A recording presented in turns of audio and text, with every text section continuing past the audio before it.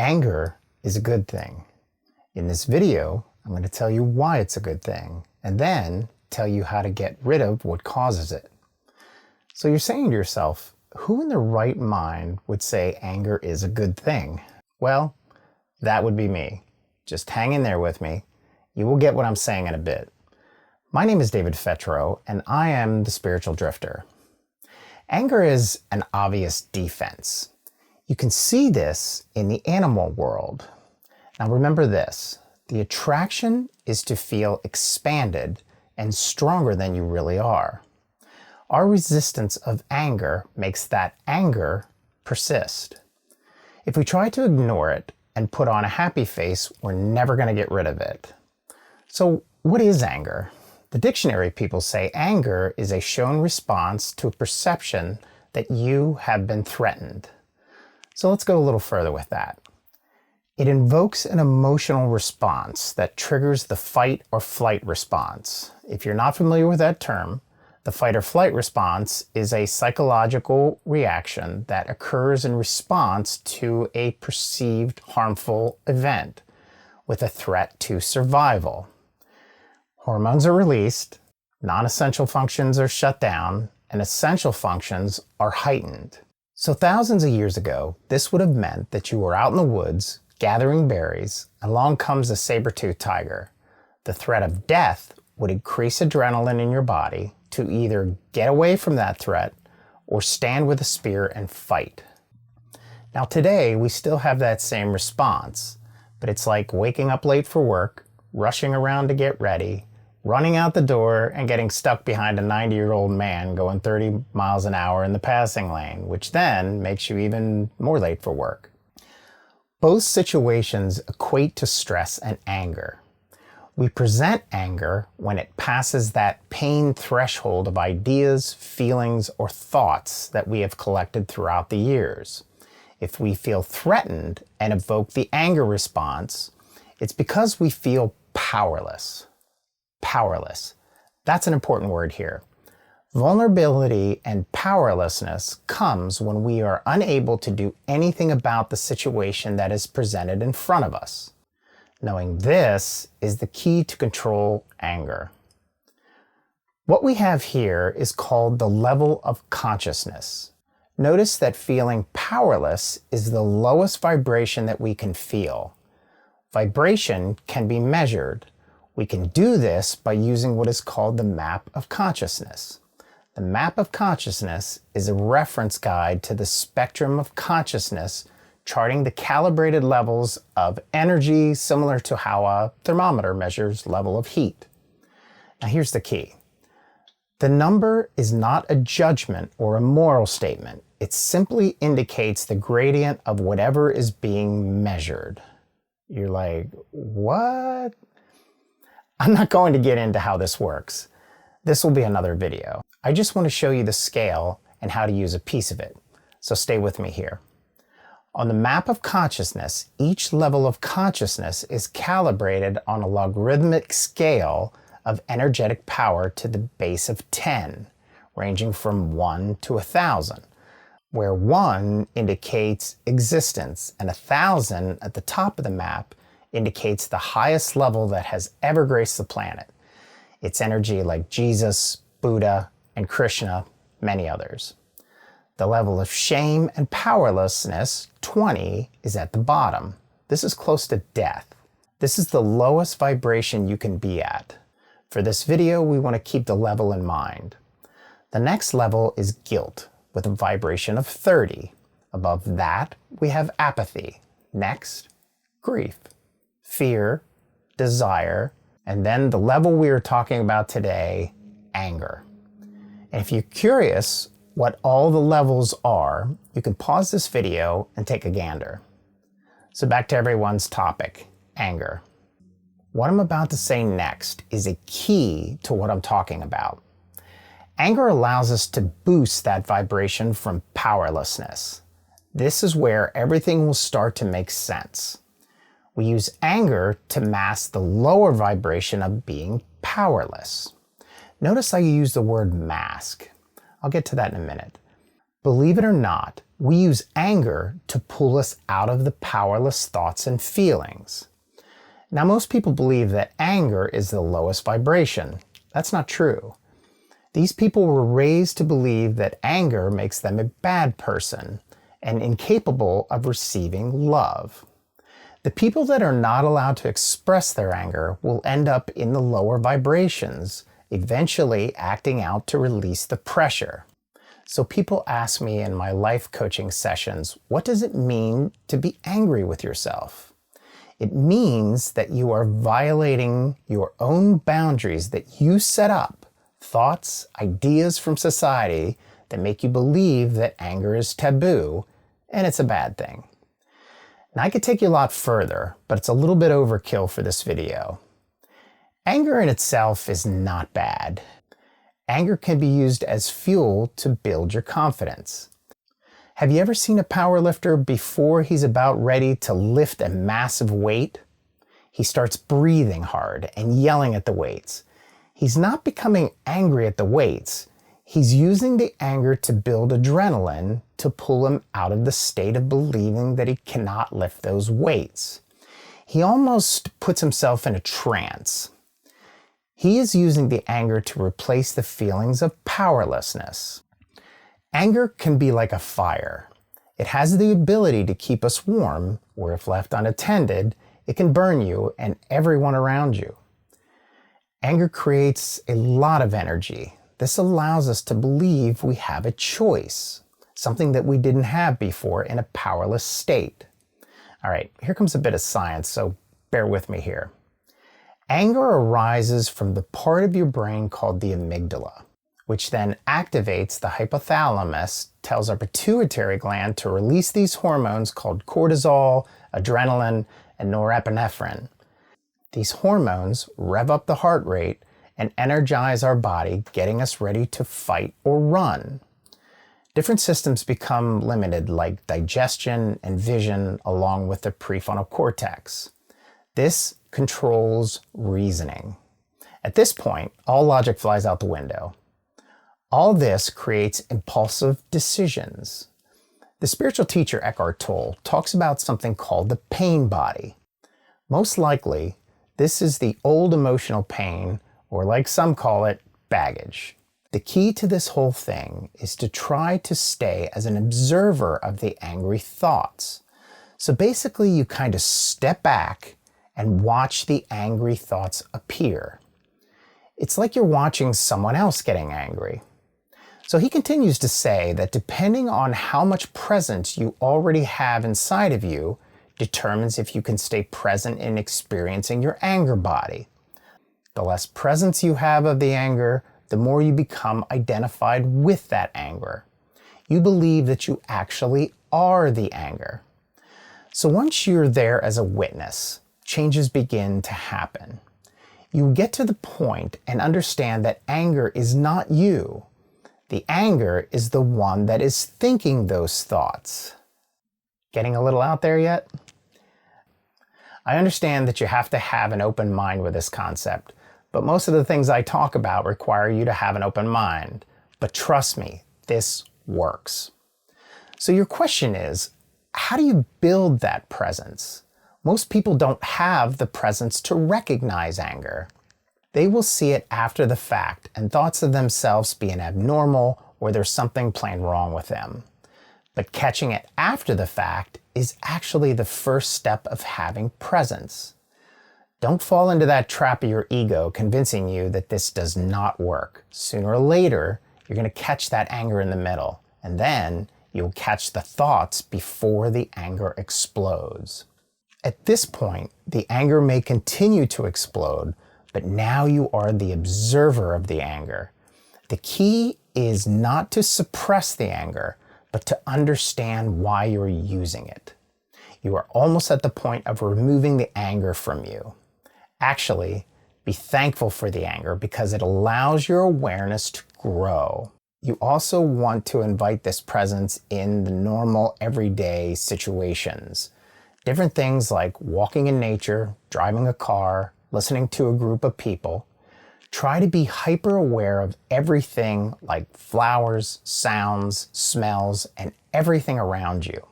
I make a point to be hyper aware of most situations that I'm in. So what do you do about the angry thoughts? The first thing to do is to perceive the threat, whether it is external or internal. Basically, you want to find out what makes you feel powerless. In general, we don't want to act out on our anger, but we also don't want to suppress it. The popular advice right now is to distract yourself from the anger. Don't do this. What you want to do is understand the anger.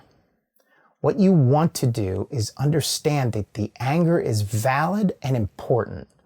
The next step is to understand why we are angry. This is going to be a little difficult in the heat of the moment. But once you can get your head in the game, you can at least admit that you're vulnerable, which allows you to look for the lower vibration we've been trying to hide. When you get angry, try not to only be aware of the anger, but also the possibility that the old anger that has existed within you for some time. It could be something that your wife, husband, boyfriend, or friend said that allowed that anger that's been sitting inside of you for some time to explode. When you build the awareness, you will be able to see this. And when the anger subsides, you are able to have an awareness to find out the true cause. At first, you may not be able to catch the anger in the beginning. You may catch it in the middle or the end. Don't worry, you're making progress. You have a very small window in the beginning to catch the explosion. Keep in mind, you're not trying to stop the anger. You're just trying to become aware of it. Don't make yourself feel bad that you are angry or you did not catch it in time. Then we have to ask ourselves some questions. The first is, why do we feel threatened? Take your time on this. Do something called straining your brain. This is sort of like when you're trying to find a turnoff while you're driving in the fog. You're really straining to see that road. But here, you're searching extremely hard for the answer inside of your mind. Sometimes, talking to someone else about this is a tremendous help. Once we find that lower vibration, you will find that the anger will start to subside. So earlier we were talking about the brain. Studies show that criminals that commit violent crime have damaged or lower activity in the prefrontal cortex. So it makes sense to combat anger, you need to build and strengthen this area. So another off-the-wall question is, can we grow gray matter in our brain to do this? The answer to this is yes, we can. Studies have shown that you can both shrink the amygdala and increase thickness in the prefrontal cortex with mindfulness meditation.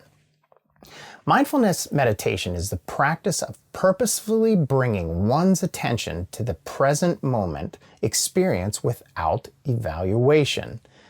In other words, check out what is happening without judging it. So you're saying to yourself, this is a lot easier said than done. Yes, it takes work, but I assure you, you can do it. So I'm sure you're saying to yourself, how the heck do I do this? If you pay attention to your thoughts, you will find that most of the time they are in the past or the future, not the present. In mindfulness meditation, it's simply paying attention to your breathing at first, and then different parts of your body at the moment. I put a link to a 10-minute guided meditation that I think you're going to like in the comments below.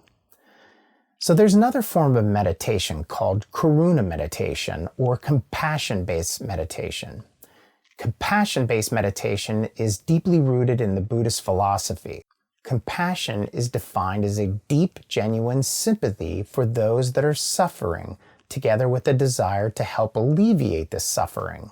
Compassion meditation is a technique we can use to dissolve self-centeredness and isolation and to cultivate compassion by realizing that we are not alone in this whole experience of suffering. I put another link to another 10-minute guided meditation that I think you will like as well in the comments below.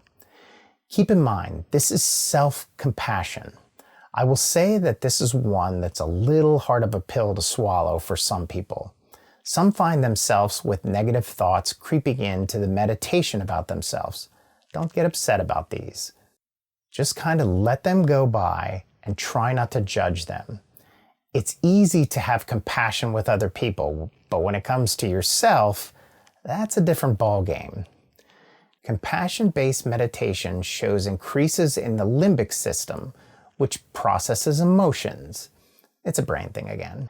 If we're going to talk about ways to help anger, we need to talk about the practice called Ayurveda. Ayurveda is a natural system of medicine which originated in India, based on the idea that disease is due to the imbalance or stress in a person's consciousness.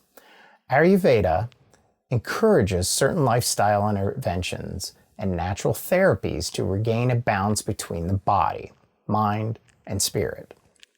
Most often, people that have issues with anger are associated with something called the Pitta dosha, which deals with the fire and water elements. Now, I'm not really going to go too deep into this. This is another video for another time. But where there is fire and water, you're going to have a lot of steam. And when a Pitta dosha is out of balance, there will be quite a bit of steam. A Pitta dosha can have many distinguishing qualities, like a powerful intellect, high ambition, a very high competitive personality. These are born leaders with tremendous amounts of energy and strength. So what happens if they are imbalanced? This can happen with things like emotional strain, anger, consuming excessive alcohol, eating meat, sugar, or white flour. Many times, a Pitta that is out of balance will struggle with upset stomach, heartburn, and diarrhea. They will find themselves burping frequently. Other symptoms include headaches and inflammation. Workaholics often suffer from kidney disorders. So things that are beneficial for excess Pitta: regular meditation, sufficient relaxation, at least 7 hours of sleep, doing sports-related activities and mental challenges. Pitta is naturally oily, sharp, hot, light, and penetrating. Eating foods that balance these qualities that are dry, soothing, cooling, grounding, stabilizing, and dense. These can help to balance excess Pitta. Focus on eating a well-balanced diet that's low in processed foods, sugary foods, and refined vegetable oils. Reduce your alcohol and caffeine intake because consumption of these beverages can impact your mood. The foods that you want to make sure are part of your daily diet include healthy fats and omega-3 foods like wild salmon, avocado, nuts, seeds, and olive oil. Other things like leafy greens, cruciferous vegetables like cauliflower, broccoli, and fresh fruits. Use different mild spices such as mint, clove, cinnamon, and dill. There is much more to learn about the doshas. I highly suggest that you jump on Google and find out more information to find what kind of dosha you are and help support it. So, what not to do for anger? Channeling. Unfortunately, it's a well-accepted practice for anger. Certain things like going to the gym, doing heavy exercising, punching a wall, listening to angry music, creating angry art, possibly working toward a goal, or just crying. Doing these things will help calm the fire of anger in the moment, but will not allow for healing in the long run. It is only a distraction which does not allow us to find the real cause. I'm not saying to not do these activities to release the anger as long as you look for the real cause after the anger subsides. You realize that the anger is not that 90-year-old man going 30 in the passing lane. In reality, you are still angry with a situation that invaded your life for some reason in the past. Like a lot of things in life, this takes practice. You can't expect to do these things a few times a day and everything will fix itself. Put some time and effort into these practices, and you will be rewarded with a lack of habitual anger and pain that you've been carrying around for a long time, possibly years.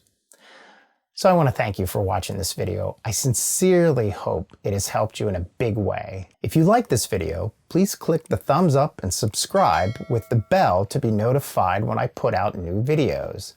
This helps with the YouTube algorithm that helps me to free up some time to make more videos like this to help. Have a truly amazing day.